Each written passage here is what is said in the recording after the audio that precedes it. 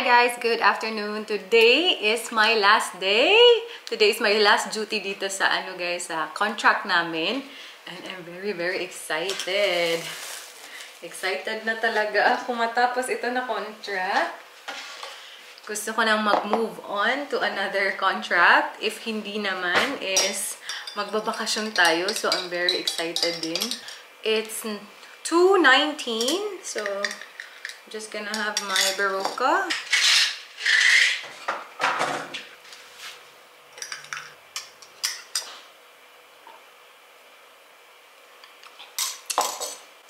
Grabe kahapon talaga yung concentration ko, hindi na mapakali kasi parang excited na talaga ako matapos. Sana hindi tayo maging busy kasi ewan ko ba, parang wala na akong gana magtrabaho na last day na. Parang gusto ko na lang talaga matapos siya. Pero grabe, ilang weeks din kami dito. 7 weeks in total kami dito kasi nga nag-ask talaga sila na mag-extend kami, 'di ba? So nag-extend tayo ng 1 week instead of like 6 weeks lang. And it was a good experience naman. Hopefully today, we're gonna have a good shift talaga. Ayoko na ma-stress sa aking last day. Gusto ko na very chill lang today. Yeah, where's my watch? It's 2:21. Hindi ako magiging late today.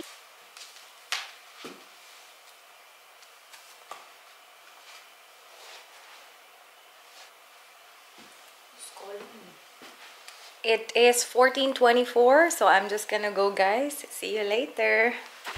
Guys, it is 2:28 and nandito na tayo sa work.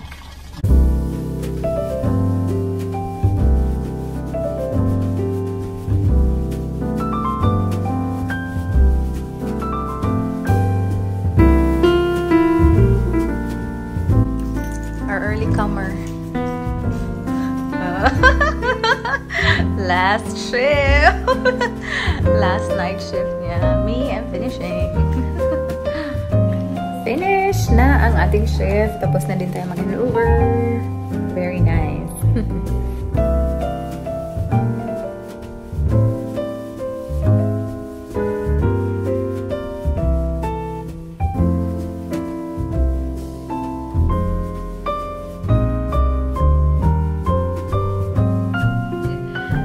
Guys, I'm so happy. Andito na tayo sa accommodation. Ewan ko ba, I'm just...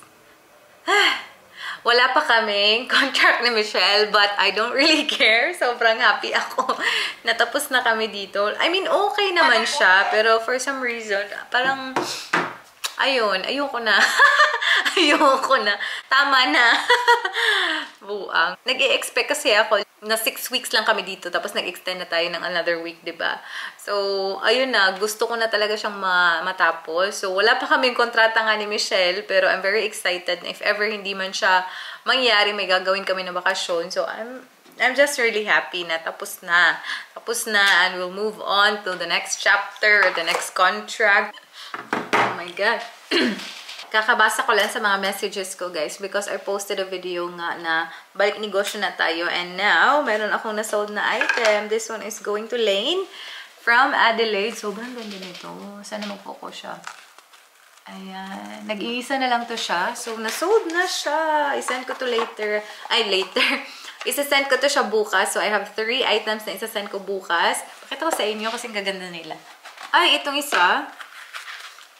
Etong isa, hindi ko pala to siya isa-send bukas. Ayan. Ano siya? Love ring inspired. And then, di ko pala siya pwede i-send bukas kasi nakabakasyon pa siya.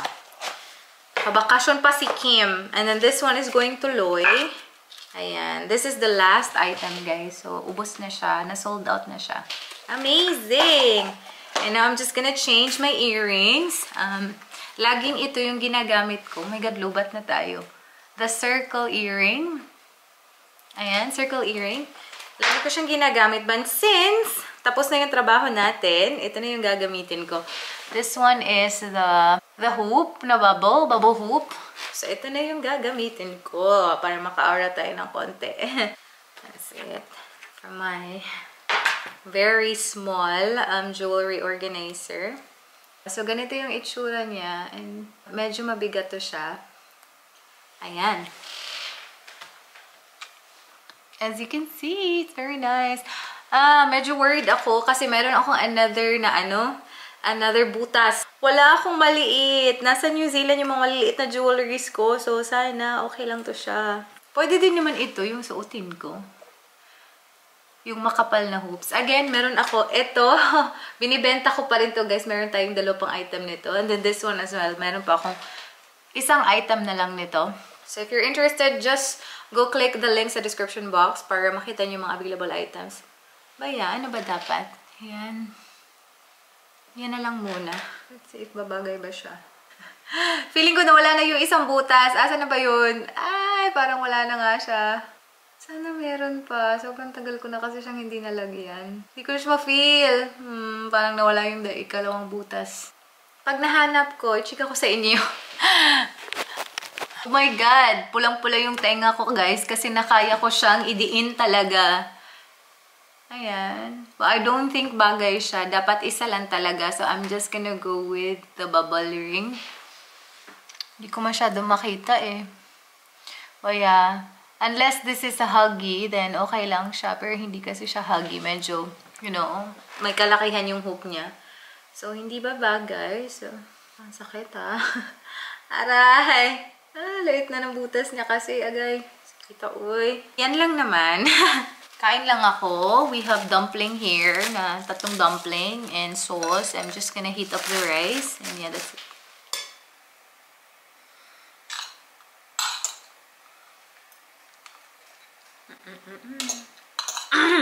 Okay. Saan?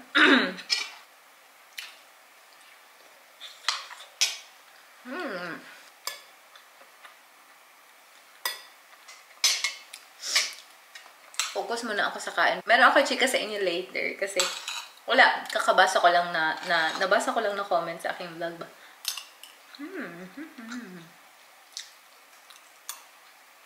Love it or list it.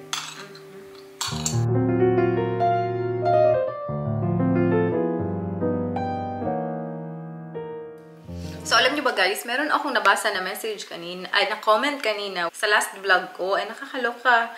Nakakaloka siya kasi sabi niya ang arte ko daw magsalita. It's not really something new to me kasi medyo madami ako na-receive na ganyan, especially nung mga baguhan pa lang ako nagba-vlog. Pero yun nga, naka-receive na naman ko na ganyan na, ganyan na comment na ang arte ko daw magsalita kasi gumagamit daw ako ng mga words ng mga whatnot. Baka daw sa next na vlog ko, gagamitin ko na, meron siya mga words na sinabi doon, specify. Baka gumamit ka na ng ganito, ganyan, ganyan. Sabi ko, ano ba to siya? Like, just for the word whatnot, like the fact na nag-expect ka na baka daw sa next, gaganituhin ko pa daw. Do you think na yung mga sinasabi ko, like, I prepare for it and it's scripted? Anong meron sa whatnot? Is it not something na very common sa inyo? Or if not, you have to understand na yung wina-watch nyo na vlogger or whatever, they have different environment. Before pa, sinasabihan na ako na trying hard daw, mga ganun-ganun. Sabi ko, what do you mean trying hard? That's actually true. I'm really trying hard sometimes kasi in the first place, Tagalog is not my first language. My first language is Bisaya. English is also not my first language, but you have to understand I also live in an English country. Nag 7 years ako sa New Zealand and now I'm here in Australia and I am a nurse. Yung trabaho ko, I have to converse in English. So para sa akin, like, you know, ito lang yung talaga yung masasabi ko. If you don't want the way I'm speaking, go to someone na gusto nyo like in Tagalog, straight Tagalog. Ang dami pong vlogger na straight sila mag-Tagalog. Like just don't expect me to speak in Tagalog na walang English. Kahit nasa Bisaya na first language ko, hindi nga ako makapagsalita ng Bisaya na walang English. Ang dami nga mga Bisaya na mga words na hindi ko maintindihan, to be very honest with you. So, tapos, ina-expect nyo na straight Tagalog lang ako. Tapos, hindi maarte na agad pag nag-English. Like, come on.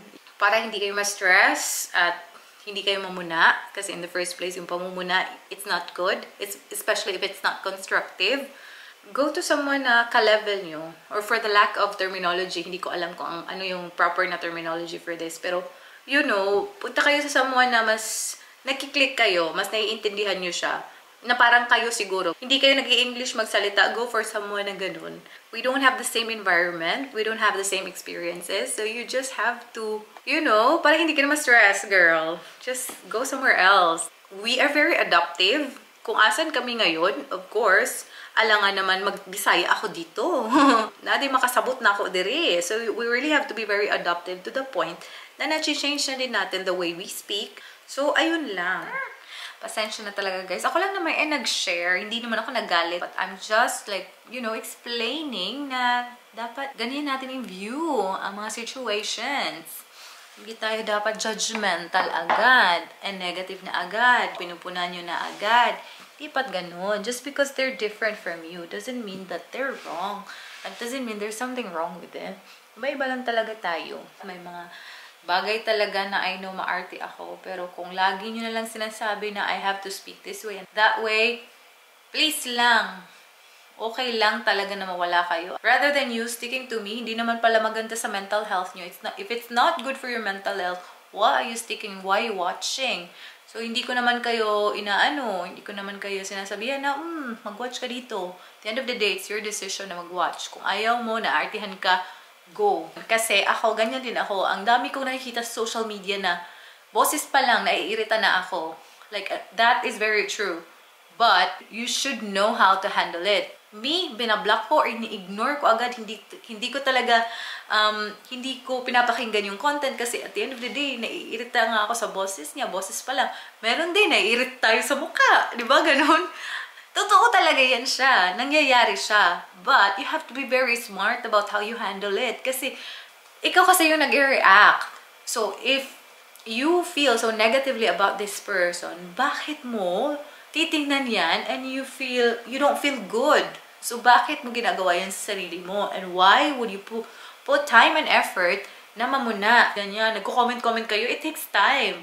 So, wag yun ang gawin. If ayaw nyo sa tao, shoo, maghanap kayo ng ibang tao na makaka-relate kayo. Diba? Because me, I am very selective sa mga pinapanood ko.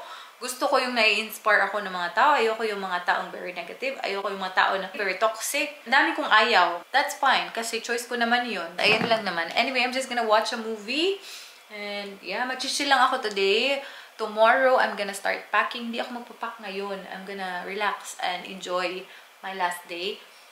Kasi konti lang naman yung ipapack ko. Mostly siguro ipapack namin ni Michelle bukas is just the food.